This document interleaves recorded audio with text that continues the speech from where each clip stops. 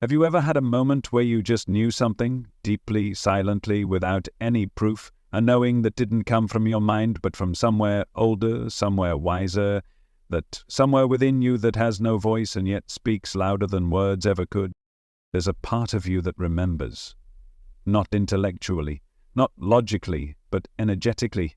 It remembers who you were before the world named you, claimed you, and shaped you into what it needed you to be. And the truth is, there's a technique that can unlock that memory. But you won't find it in books. You won't hear it taught in workshops. And you certainly won't find it trending on your social feed, because the ones who know don't talk, and the ones who talk don't really know. You've been conditioned to share everything, your wins, your growth, your practices, your pain. But what if I told you that this constant exposure isn't helping your soul evolve, it's weakening it? Some knowledge was never meant to be spoken aloud. Some truths were designed to live in silence. Because the moment you speak certain sacred things, you give them away. And when you give away what's sacred, something in you starts to fade. You felt this before.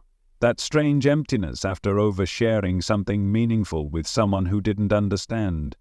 The sense that your energy leaked out of you, like water from a cracked bowl. That wasn't your imagination. That was spiritual truth in action. You live in a world that worships visibility, but visibility comes at a cost.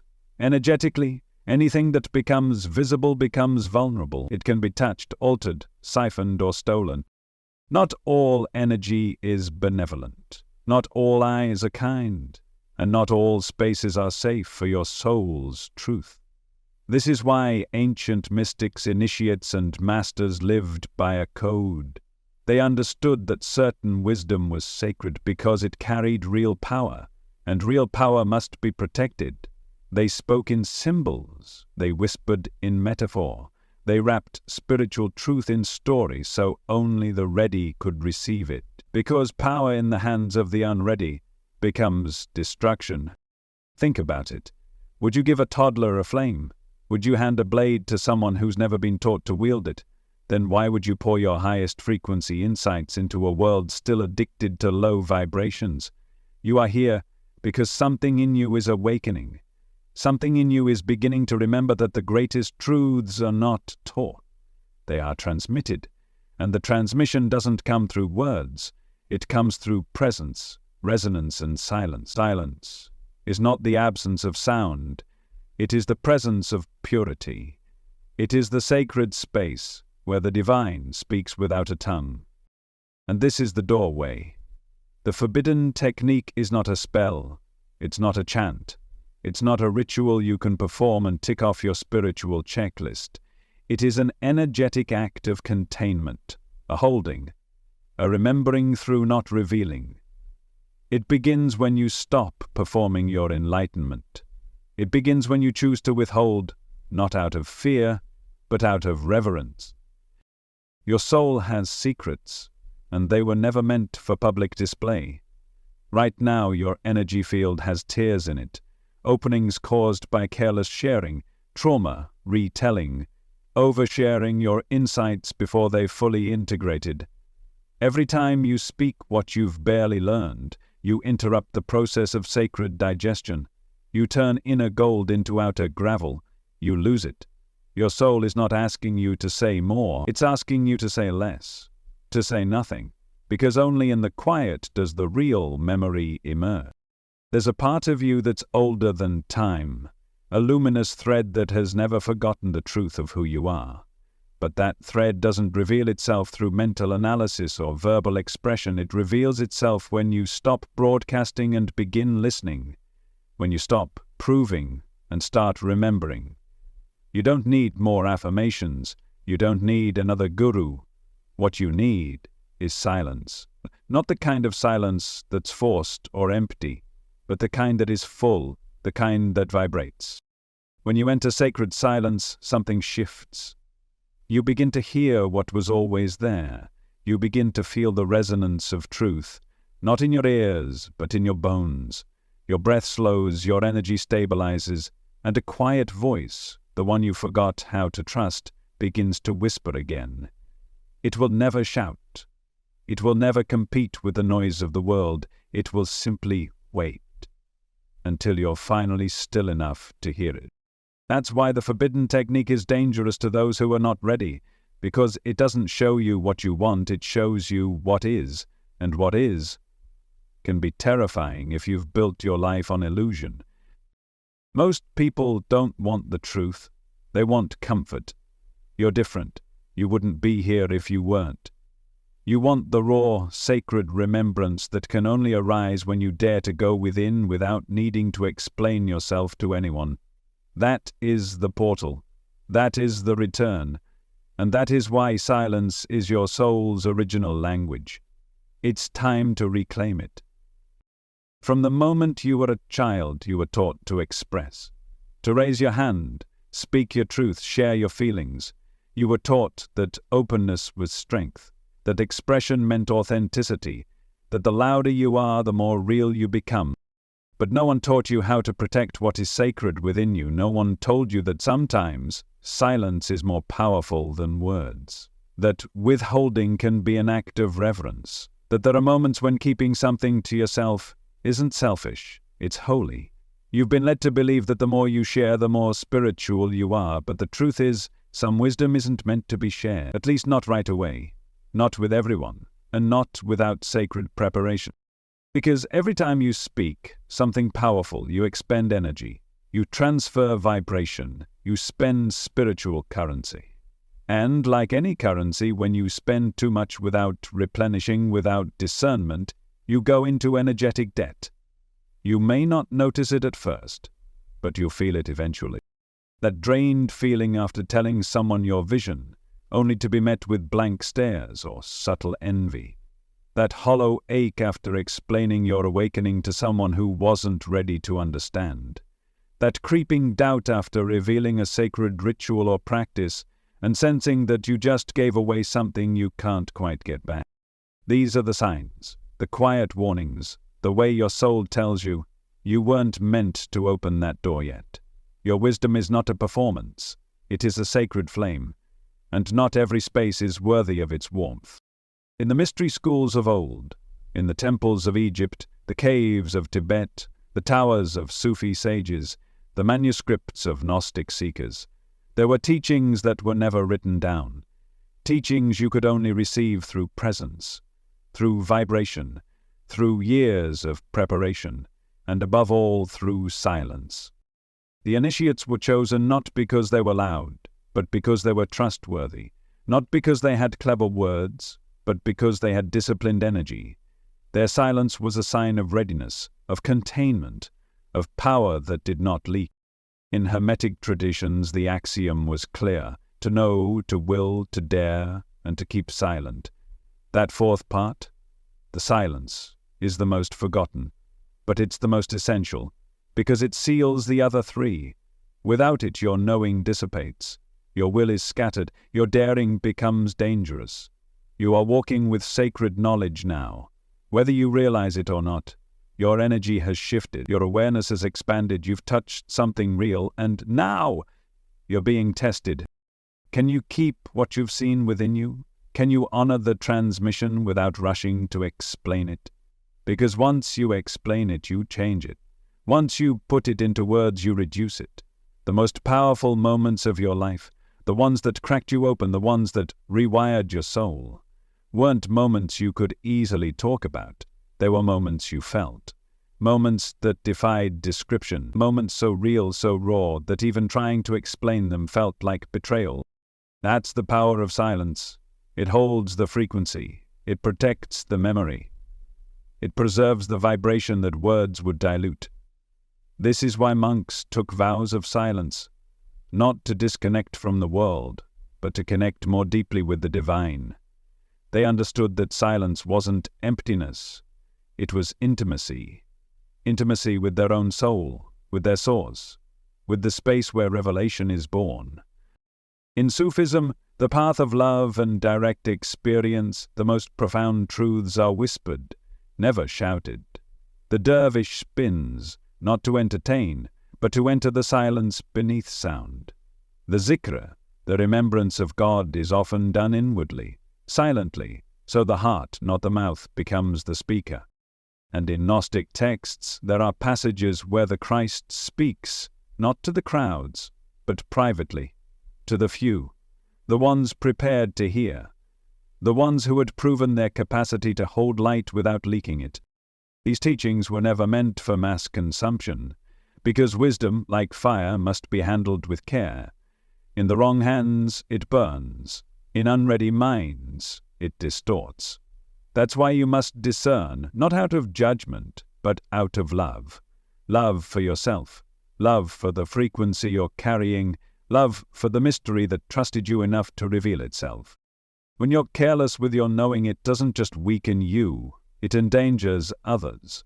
Not everyone is ready for what you've seen. Not everyone has the vessel to hold what you're carrying. Sharing prematurely can cause confusion, projection, even spiritual harm, and more often than not, it invites energetic interference. Because not all forces want you to remember. Not all energies support your awakening. There are currents that feed off your exposure, entities that latch on to the vibrational leakage caused by oversharing. They whisper through judgment, mockery, skepticism. They see doubt, not just in others, but in you. They don't need to destroy your light, they just need you to doubt it, is to throw it into a space that cannot hold it. This is why silence is not just protection, it is a weapon, a shield, a temple, an initiation. When you remain silent about what's sacred, you create space for it to grow. You let it root, you give it form, you allow the vibration to mature inside you, until it becomes you. Only then, if ever, should you share it, and even then, only with those who can receive it without trying to own it, because sacred wisdom is not meant to be possessed, it's meant to be lived, and living it silently is more powerful than speaking it loudly. So if you're feeling called to speak your truth, pause. Feel the energy behind that impulse. Ask yourself, is this truth ready to be spoken? Or does it still need to ripen in silence? If it's not ready, protect it. And if it is ready, honor it by choosing the right space, the right soul, the right moment. Because when you move from silence, your words become spells. And when you move from noise, your words become static. Silence is the original spell. It is how the universe created all things, not through chaos, but through the sacred breath between sounds. And that silence still lives in you. There's a reason some truths are hidden, not because they're forbidden, but because they're sacred. Not because they're too advanced, but because they require readiness. You've been taught that hidden knowledge is about control, but the real reason it's hidden is protection. Not protection from the knowledge itself, but protection from what happens when it's received too soon. Think about fire. In the hands of one who's prepared, fire warms, purifies, and sustains life. But in the hands of someone unready, that same fire burns, blinds, or destroys. Sacred teachings work the same way. They're not meant to be unlocked with curiosity alone. They're revealed through vibration, alignment, initiation. In ancient spiritual schools, there were guardians of the mysteries. These weren't titles, they were frequencies. They kept truth veiled not out of elitism but out of compassion, because true power, spiritual power, can distort if received without inner grounding. In Egypt, the priests of the inner temples required oaths of secrecy before a single symbol was revealed, not because they feared exposure, but because they knew energy obeys frequency, not intention, and if you vibrate at confusion and you speak the sacred, you spread distortion.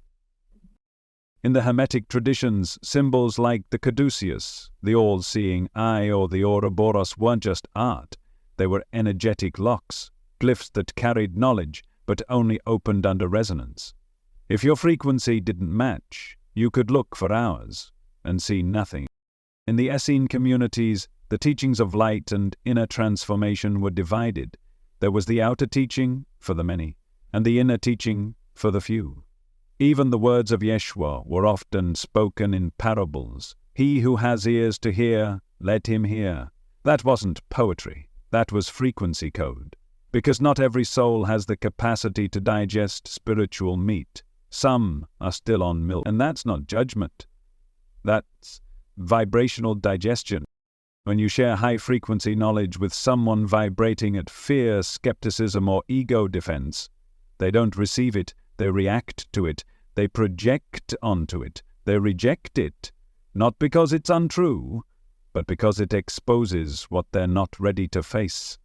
And here's where it gets subtle and dangerous. Because when you awaken someone before they're ready, you disrupt their karmic pacing. You interfere with their soul's chosen curriculum. What was meant to unfold gently now floods them all at once. And when that happens, their ego tightens. They cling harder to illusion. They may even turn on you. Psychically, energetically, and you feel it. In your nervous system, in your dreams, in your fatigue. You shared too soon, too fast, and now the karmic echo has returned to you. This is why the ancient adepts warned, never initiate without consent. And here's the key. Consent is not verbal, it's vibrational. Just because someone asks questions doesn't mean they're ready for the answer. Just because someone is curious doesn't mean they've been initiated into receptivity. You must feel it. You must discern it. Because to reveal what is sacred to someone unready is not generous, it's spiritually reckless. Imagine planting a rose seed in rocky soil. The seed carries beauty, but without the proper conditions it doesn't bloom. It rots. And worse, it may poison the soil with bitterness. This is what happens when wisdom is forced, not invited. You are not here to convince anyone. You are not here to awaken the world. You are here to be a vessel of alignment, and through that alignment, those who are ready will be magnetized to you, not for information, but for frequency. Because that's the truth most people miss. Teaching isn't about talking, it's about transmitting. Your frequency teaches more than your words ever will. So when you hold a vibration of embodied silence, when you protect what is sacred, when you speak only when spirit moves through you, not when your ego wants to be seen, you become a walking revelation. People feel it, even if they don't know why. They feel safer around you, calmer, activated, or sometimes triggered. And that's okay, because your presence is a mirror. It shows people who they are in the presence of the sacred, and not everyone is ready for that reflection. But that's not your burden to carry. Your responsibility is to discern when you are being called to speak and when you are being asked to hold. You'll know the difference. When you're moved by truth, it flows through you like grace. When you're driven by ego, it pushes out of you like tension. This is your test.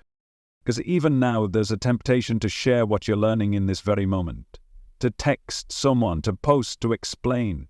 But I'll ask you, what if you didn't? What if you just held it?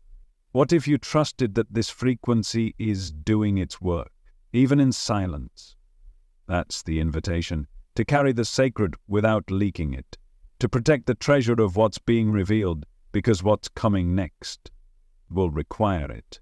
There's a hidden cost to sharing your spiritual experiences with the wrong people. Not just a social cost, but an energetic one. You might not see it right away, but you feel it. The moment their eyes glazed over. The moment their laughter cut through your vulnerability. The moment they smiled, nodded, and quietly judged what you had just opened your soul to reveal. That invisible weight in your chest after the conversation, that wasn't just discomfort. That was energetic exposure, a leak, a rupture in your field. Because sacred truth, once spoken aloud, becomes subject to energy exchange, and if the space it lands in is unclean, unprepared, it doesn't get received. It gets drained, your energy gets siphoned, your clarity gets fogged, and the very frequency you were trying to uplift collapses. This is the part no one talks about, because on the surface it seems noble to share your light, to talk about your awakening, to spread the word, but underneath that impulse there's something far more complex. and more dangerous. Spiritual jealousy is real. Energetic attacks are real. Not everyone wants you to rise. Not everyone can stomach your light. And when you shine it too brightly into unprepared eyes, their discomfort turns into projection. That projection doesn't stay with them. It finds its way back to you. Through thought forms, through judgment, through subtle psychic interference. You feel tired, disoriented, second-guessing everything. And you wonder, why do I feel this way? I was just trying to share something beautiful. That's the trap. You thought you were spreading truth, but what you were really doing was giving your power to people who weren't ready to hold it. I want to tell you about someone. She's a light worker. Gifted, intuitive, radiant. She started receiving visions, insights, energetic downloads. At first she kept them close. She journaled, she meditated, she embodied them. But then she started sharing them, little by little, on calls, on platforms, on live streams, not because Spirit guided her to, but because she thought she had to. She wanted to help, to heal, to be of service. But what she didn't realize was that every time she shared before the wisdom had rooted in her fully, she fragmented it. People praised her. Some copied her. Some criticized her. Some drained her. And within months, the downloads stopped. The visions faded. The light dimmed. She couldn't understand why, but energetically it was simple. She had exposed sacred frequencies to the wrong field, and that field, through unconscious or conscious energy, drained her access.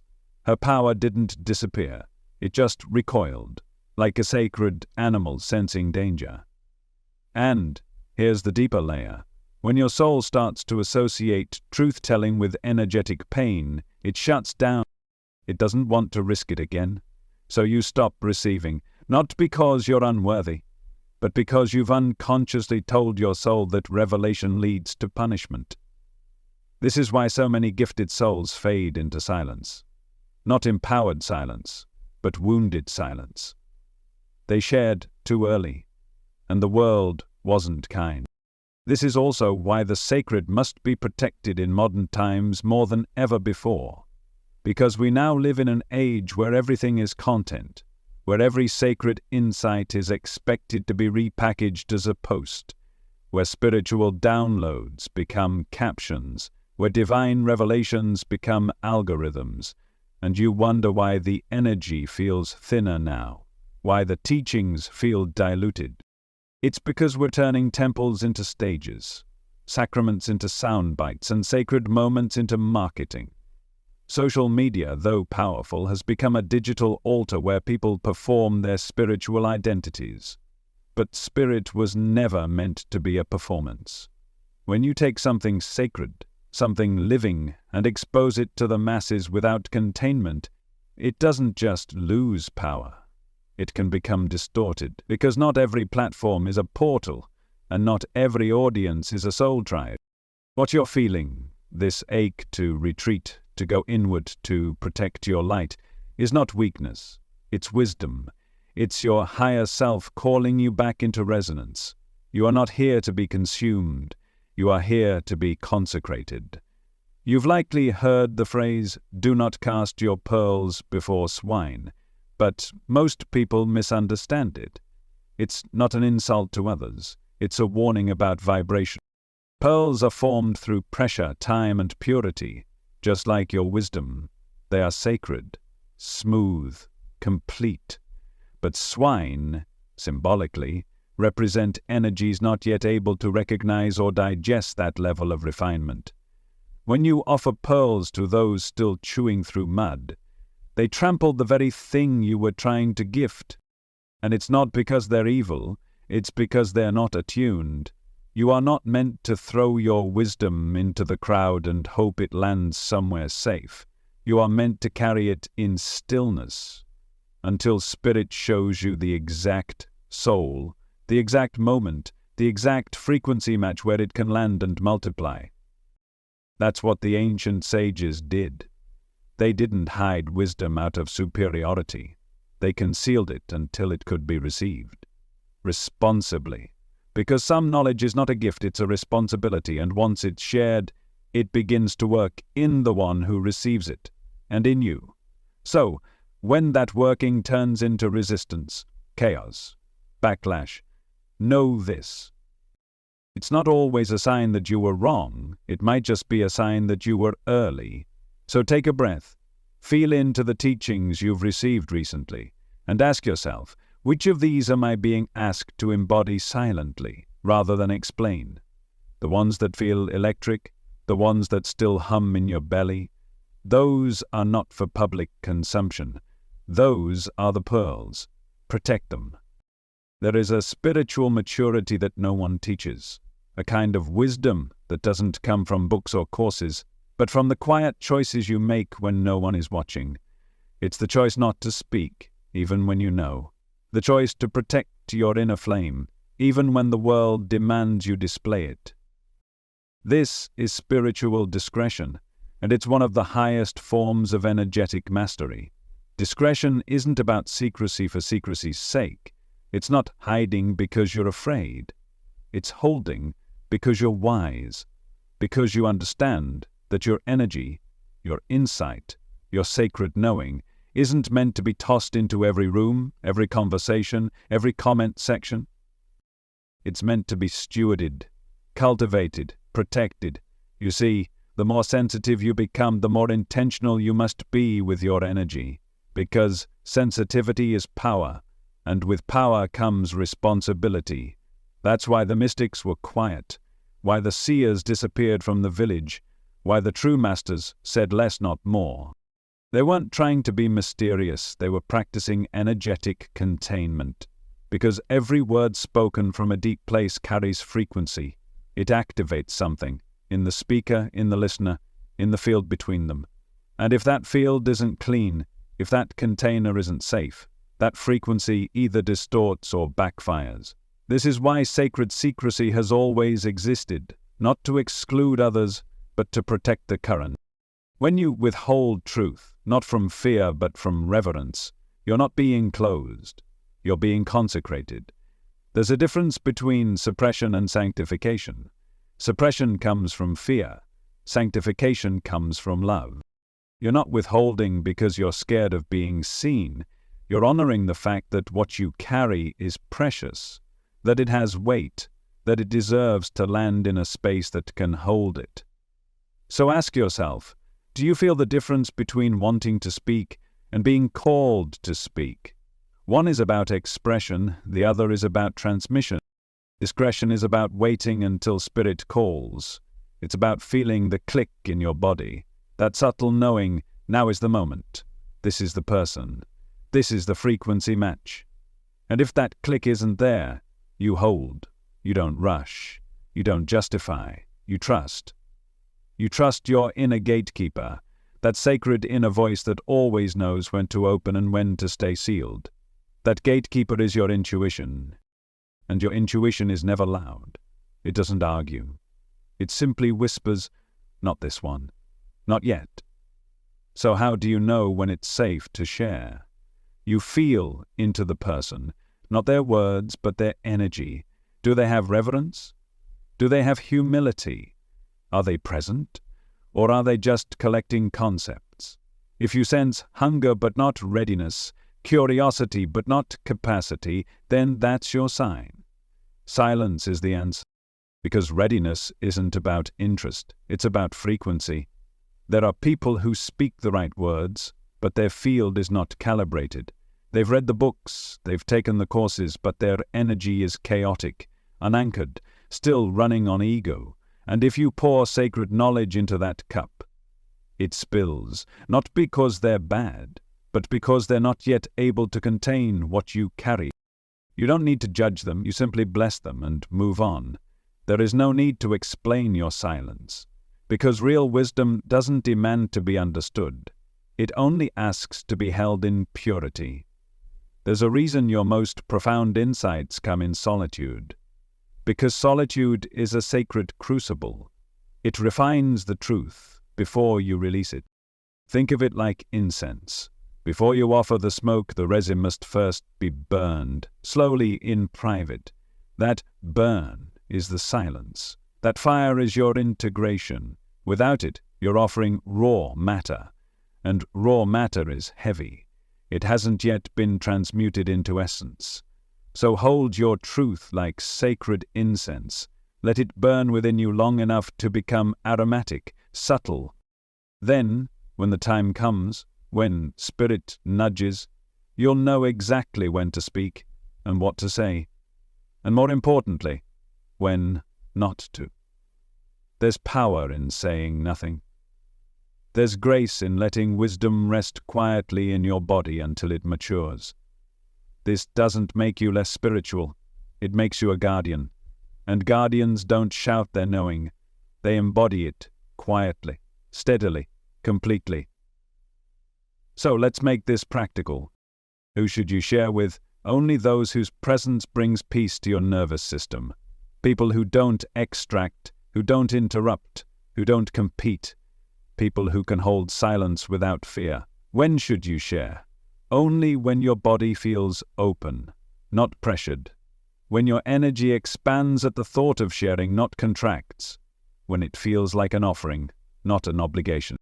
And how should you share? Slowly, consciously, without trying to impress, without seeking validation.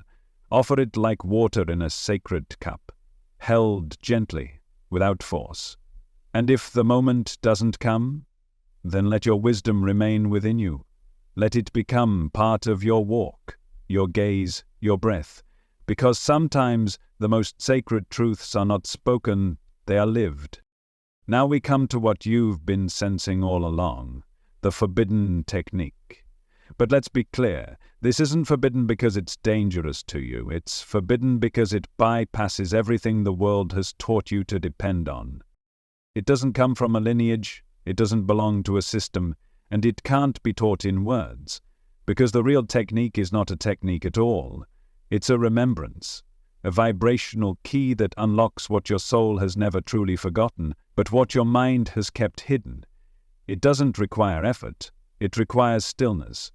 It doesn't demand repetition, it demands presence, and it begins the moment you stop searching outward and turn completely inward. So here it is, gently, quietly. You sit, alone, no tools, no music, no expectations. You let the world fall away and you return not to a practice, but to yourself. You close your eyes, not to escape, but to see what has always been waiting behind them. You don't say a mantra. You don't visualize angels. You don't ask for guidance. You simply enter the space where nothing is being done and yet everything is being remembered. This is sacred stillness. And in that stillness you become the temple, the altar, the invocation. Your breath becomes your bell. Your spine becomes the pillar of light.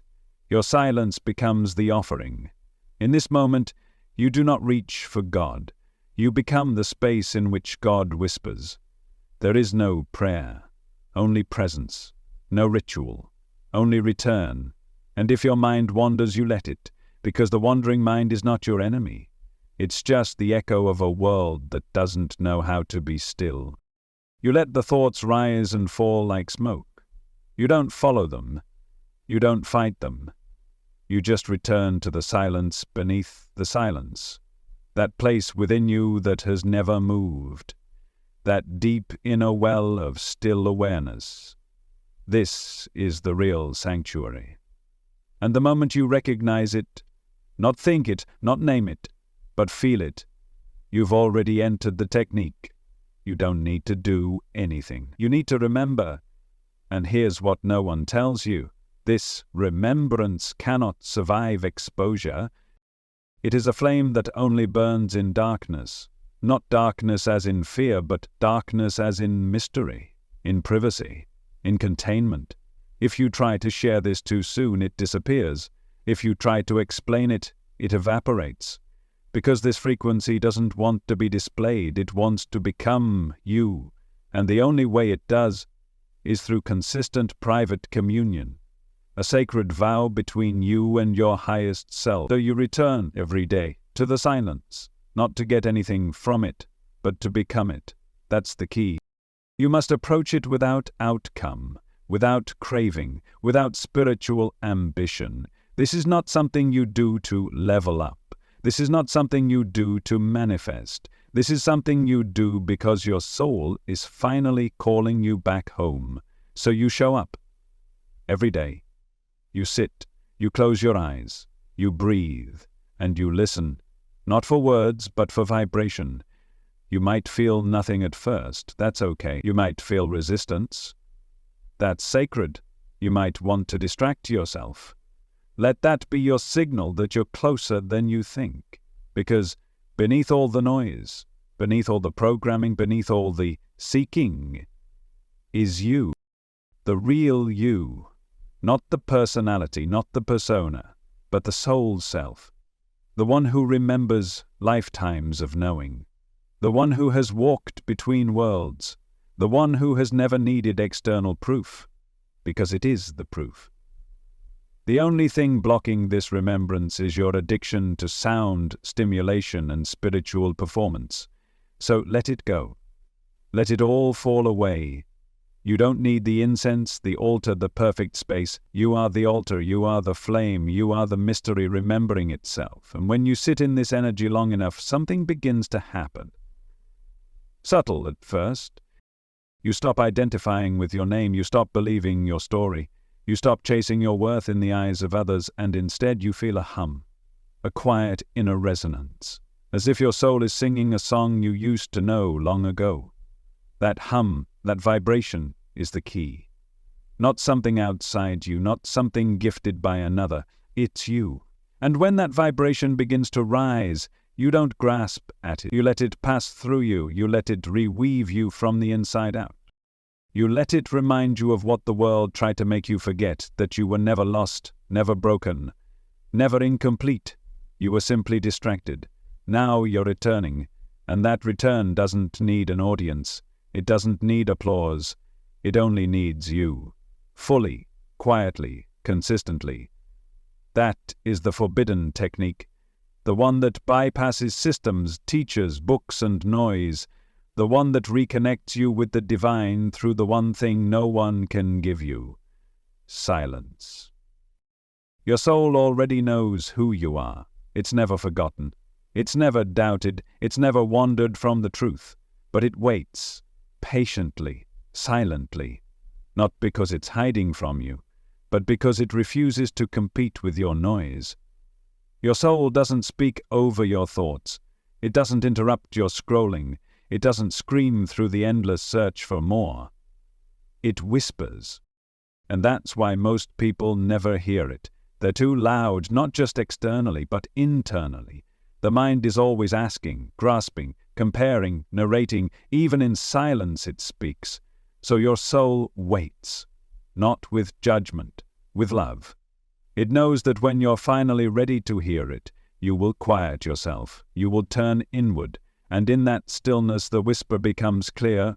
You've been seeking truth in teachings, in teachers, in timelines. But what you're really seeking is something you already carry. It's an echo inside your bones, a memory older than your birth. And the forbidden technique, the one you're learning now, is not about attaining something new. It's about reactivating what has always been within you. You don't need to acquire more knowledge. You need to make space for what's already encoded in your soul. It's like a seed that's been buried under noise. It doesn't need fertilizer. It needs silence, stillness, presence. Every time you sit in that inner stillness, you water the seed, and one day, without warning, it blooms. You don't control it. You don't force it. You simply allow. And in that allowing, your remembrance begins. Right now, in this very moment, you have the opportunity to feel it, not through understanding, not through logic, but through direct experience. So let's do something together, wherever you are. Whether you're sitting, lying down, or standing. Take a moment to pause. If you can, close your eyes. Let the external world fall into the background. Don't try to make it quiet, just let it be. Now, bring your attention to your breath, not to change it, just to notice. Feel the air as it enters your nose and exits through your mouth. Feel your chest rise and fall. That's all. Stay with that rhythm for a moment. Inhale. Exhale. Feel the simplicity, the surrender. Now gently shift your awareness from your breath to your body. Feel your feet on the floor, or the weight of your body resting on the surface beneath you. Feel the points of contact, your legs, your hands, your back. Let gravity hold you. You don't need to hold anything. Just notice. Now bring your awareness to the center of your chest. Not your heart in the biological sense, but your heart space, that sacred point just behind your breastbone. This is your soul's residence. Don't imagine anything, just bring your attention there. And now, without words, without intention, simply listen, not with your ears, with your awareness. There's no sound, just a feeling, a presence. The more still you become, the more real it feels. This is the whisper. This is the soul's voice. It doesn't speak in language, it speaks in vibration and resonance, and right now, it's here. You might feel warmth, you might feel peace, you might feel nothing. And that's okay. Don't reach, don't analyze, just let yourself rest in the awareness that something sacred is happening. Something quiet, something true. Take a deep breath in, and as you exhale, let go of any need to understand. Let go of expectation, let go of doing. Just be. Sit here for just a moment longer. No task, no story, just presence. And now, as you gently begin to come back to this outer moment, know this. What you just touched wasn't created. It was remembered. You didn't go anywhere. You returned. This is what the world has forgotten, that the greatest wisdom comes not from reaching outward, but from falling inward. The technique you've learned is subtle, so subtle the ego dismisses it, but your soul doesn't.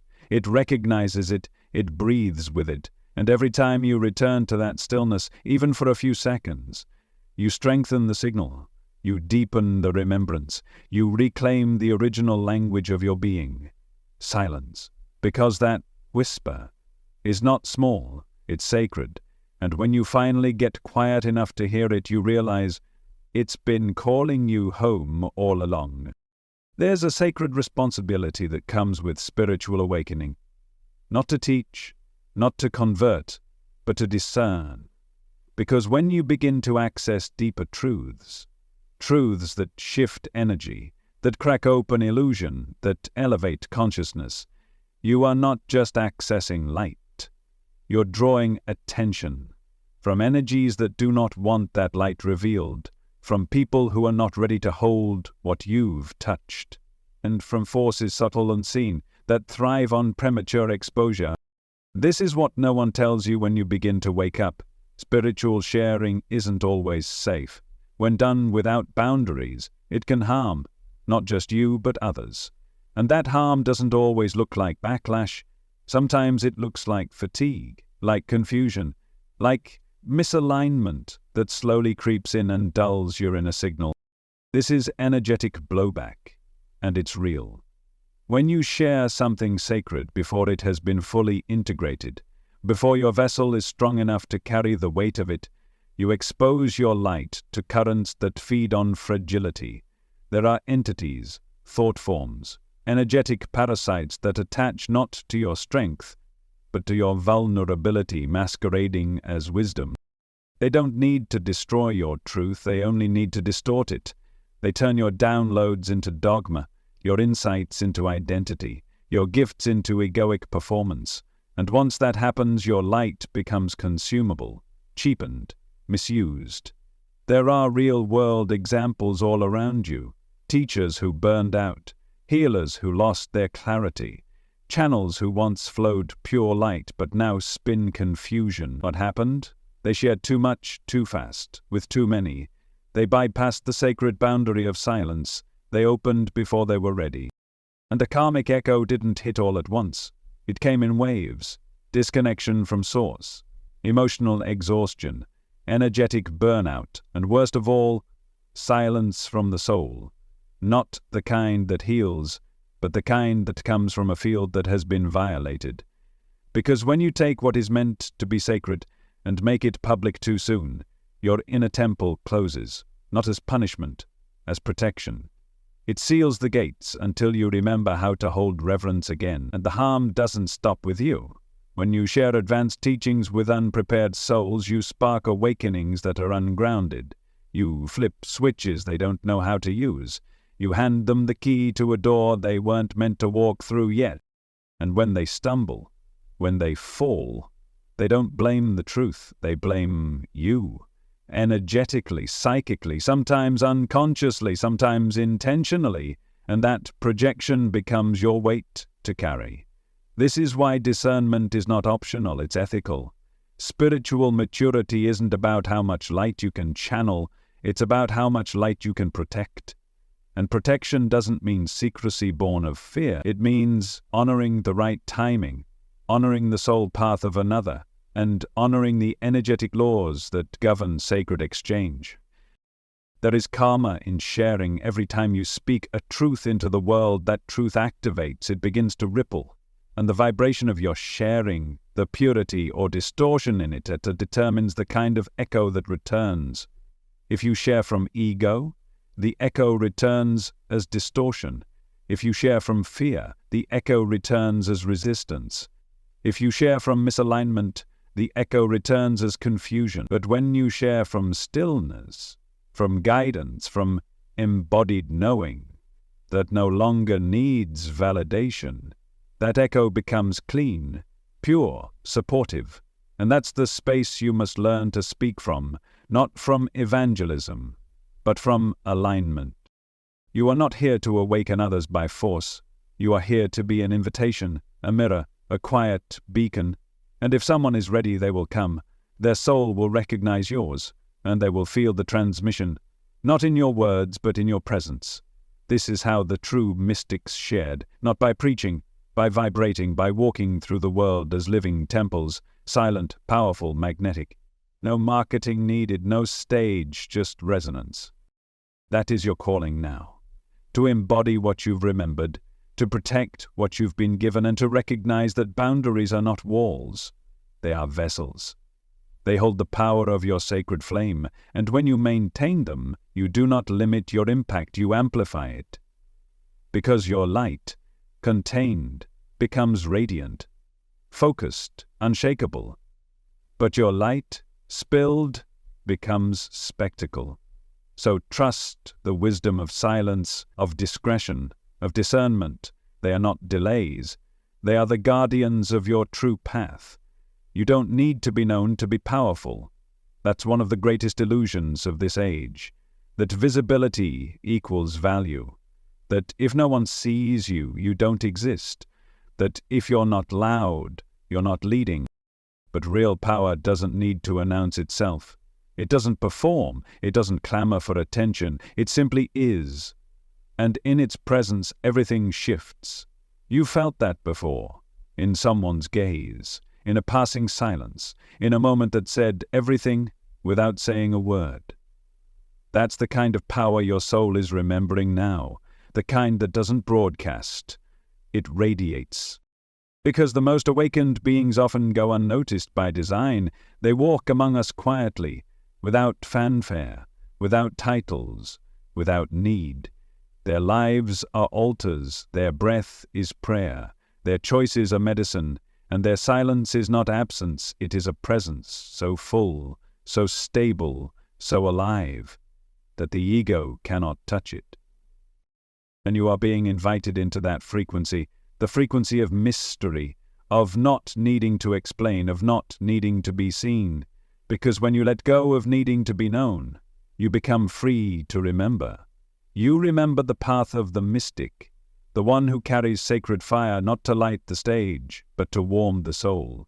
You remember that it was never about getting louder, it was about getting quieter, and in that quiet, the real remembering begins. It's a paradox. The more you speak, the more you forget. The more you silence your outer world, the more you hear the whisper. And that whisper is the voice of your original self, The one who was whole before they told you to brand yourself. The one who knew before they asked you to prove it. The one who could move mountains in the dark, not because anyone was watching, but because it was alive. You came into this world carrying codes, not for display but for activation, and not all of them are meant to be shared. Some are meant to be lived. So let that be your final remembering today. Not everything sacred needs to be spoken. Not everything luminous needs to be seen. The more sacred something is, the quieter it becomes. And the quieter it becomes, the more alive it is. So protect your light, not with fear, but with reverence. Not to hoard it, but to honor it. You are not here to be a spectacle. You are here to be a frequency. And that frequency becomes most powerful when it is most alive. So walk softly, speak slowly. Hold your wisdom like a flame cupped in your hands, protected from the winds of noise, distraction, and false urgency. You don't owe the world your transformation story. You don't owe anyone your sacred knowing. You don't need to post it to prove it. You only need to live it. Let it shape the way you breathe, the way you walk into a room, the way you touch others, not through words but through presence, because a single moment of true presence can awaken something in another that 10,000 teachings could not. You were never meant to be loud. You were meant to be luminous. And real luminosity doesn't need a spotlight. It glows in silence. It pulses from within. It remembers the mystery. So return now to the mystery within you. Let it stay unnamed. Let it stay sacred. Let it stay alive. And know this: your soul remembers. It always has. It always will. You've just begun to listen again. And that is everything.